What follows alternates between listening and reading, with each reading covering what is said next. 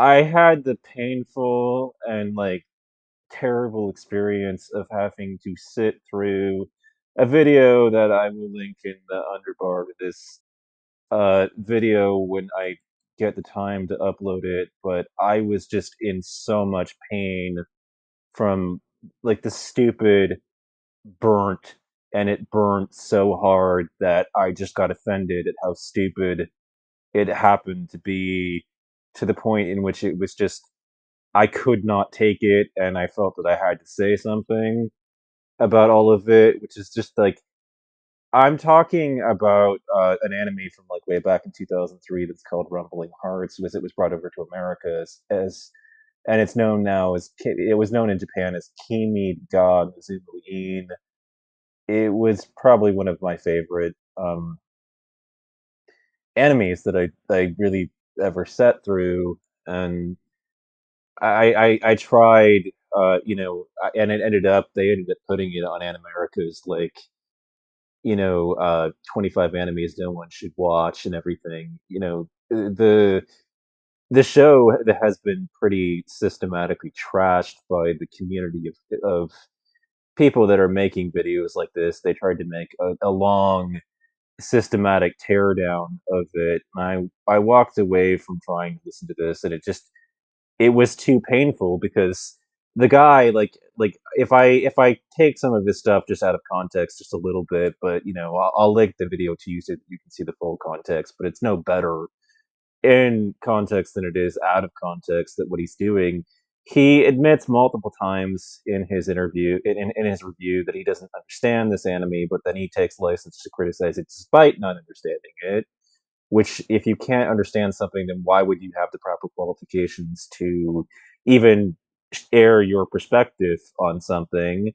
Um, I would say that in fairness to what's going on, this is a show that is, I guess you could say that it's not translated so well in the sense that you know American audiences would misunderstand it in a lot of ways, just for not being experienced enough with this kind of thing, not being experienced enough with real relationships themselves, not having enough experience in real dating, enough of the problems. And I mean, I've watched a couple of the critics' videos, like Dealer Truth tried his hand at it as well, and I wanted to say a few things about what they said, which is just I went out and bought the box set after I watched these critiques because it was as a fuck you to them, basically.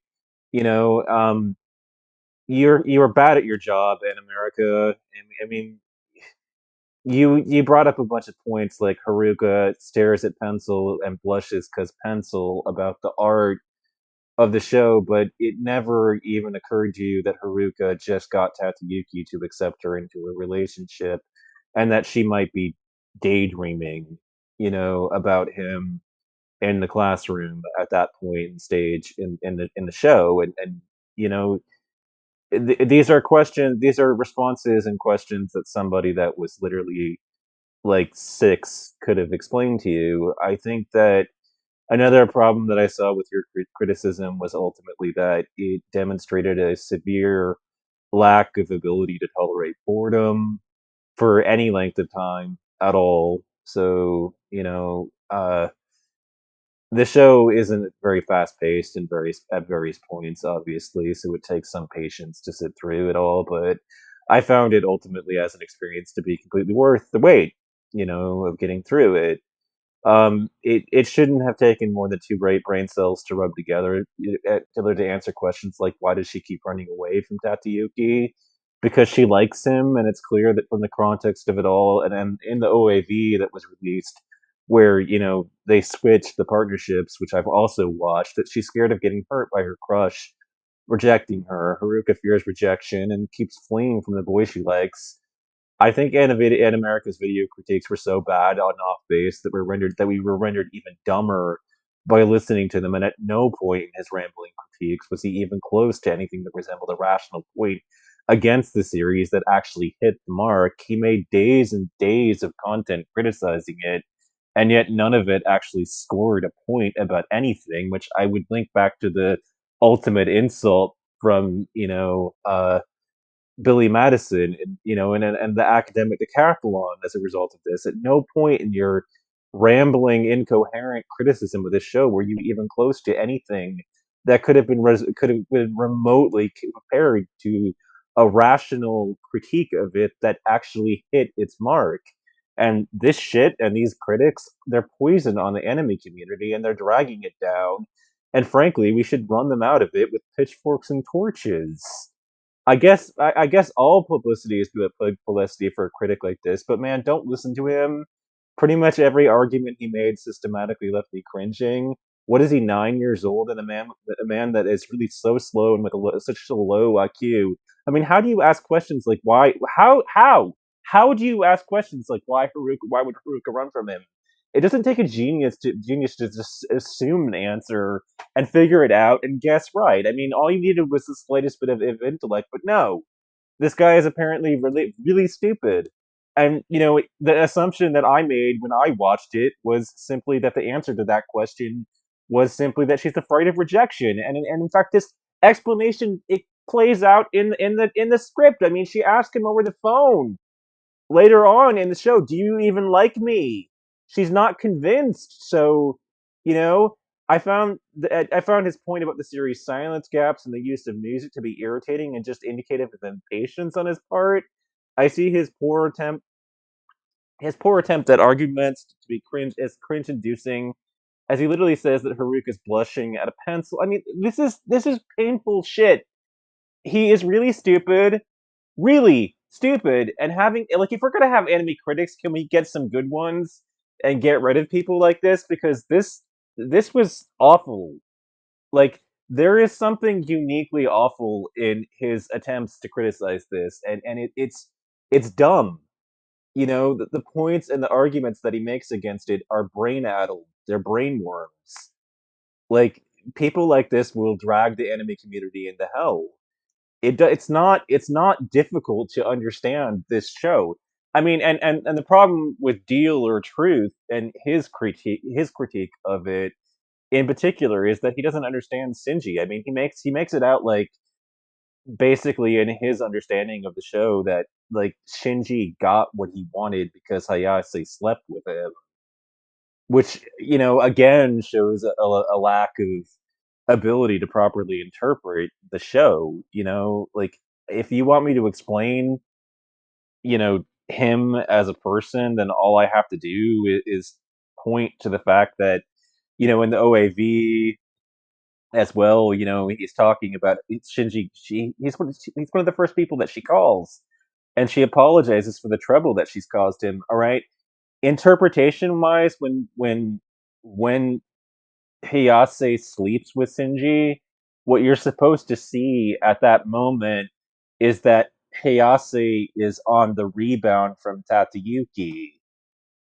Like you're supposed to see this phenomenon. She's not really into Shinji. She's emotionally vulnerable because she's had her heart broken by the fact that her boy seems to be go trying to go back to the girl that just woke up and out of her coma.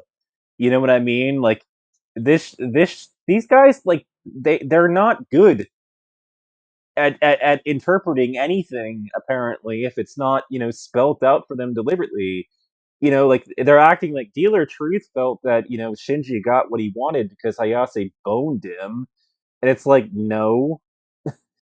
Mitsuki slept with Shinji, yeah, but and Shinji was clearly in love with her, but that doesn't mean that he's getting what he wants. I mean, he doesn't want a night, with Hayase. He wants her for a lifetime, and he, like he wants to be with her, like, but the truth of the matter is that he's like a true gentleman, so enchanted with her that he's willing to let her go.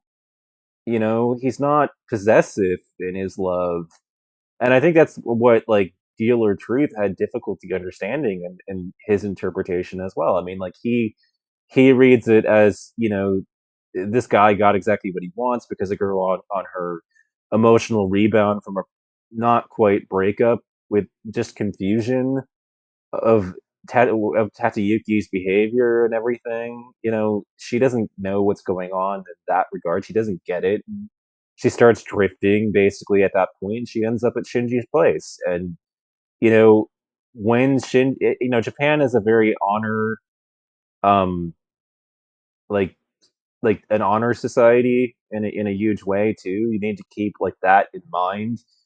So in your interpretation, so it might look on the surface like Shinji got what he wanted, but he didn't really get what he wanted. The real truth is that since he's in love with her, he doesn't want her on the rebound. He wants the real thing. You know what I mean? Like, and he doesn't get it. I mean, like, and since he was into her, and he couldn't have her, he tried to move on. He was dating somebody else. He had a new group of people when he had moved on from his peer group, but she found her way to him at that point, and ended up you know sleeping with him that one night in the series, and it broke him up with his new girlfriend and everything as a result of the infidelity. And he ended up on his own as a result of it. And so like, if it like did these fucking people watch the same show that I did, before they went and launched their shitty critiques of it? Clearly they didn't. I'm really pissed off about it. I'm really actually rather enraged that we got crappy people criticizing this stuff in the anime community. I mean, I don't know. I don't even know what else to say. I mean, these were. I mean, this is an exhaustively long attempt to hard way, show me that it's shit. But all I really walked away from was thinking that this critic is a crappy critic.